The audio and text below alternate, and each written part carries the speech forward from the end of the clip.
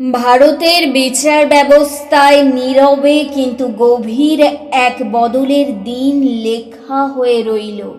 Supreme court এমন এক রায় দিল, যা শুধু আইনের পাতায় নয়, অগণিত মেয়ে শিশুর জীবনে নতুন ভরসার আলো জ্বালিয়ে দিল।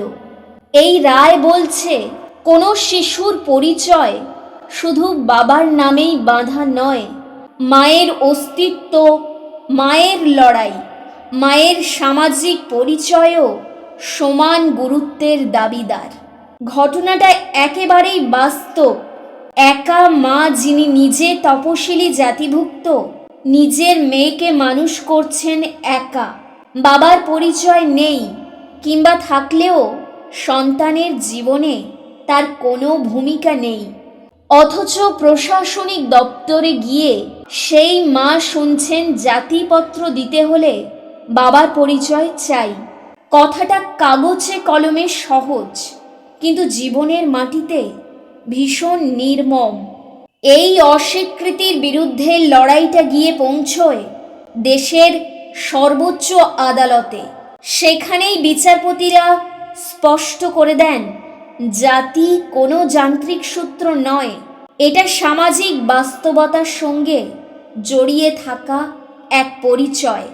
যদি কোনো শিশু মায়ের কাছেই বড় হয়ে ওঠে, মায়ের সংস্কৃতি, জীবনযাপন আর সংগ্রামের মধ্যেই তার শৈশব গড়ে ওঠে, তবে সেই শিশুর পরিচয় নির্ধারণে মায়ের জাতিকে অস্বীকার করা অন্যায়।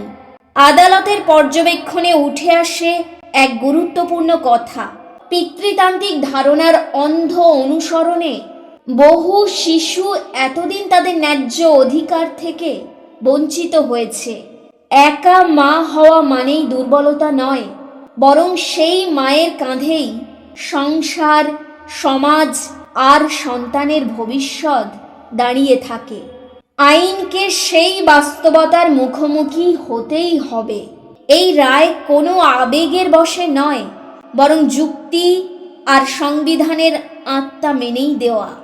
বিচারপতিরা জানান, যেখানে বাবা অনুপস্থিত বা অচেনা, সেখানে মায়ের সামাজিক পরিচয়ই শিশুর প্রকৃত ভিত্তি। সেই ভিত্তির উপর দাঁড়িয়েই শিক্ষা, সংরক্ষণ বা অন্যান্য সুযোগের দরজা খুলে দেওয়া উচিত। বিশেষজ্ঞদের মতে এই সিদ্ধান্ত একক মায়েদের জন্য শুধু স্বস্তি নয়, এটা সম্মানের স্বীকৃতি।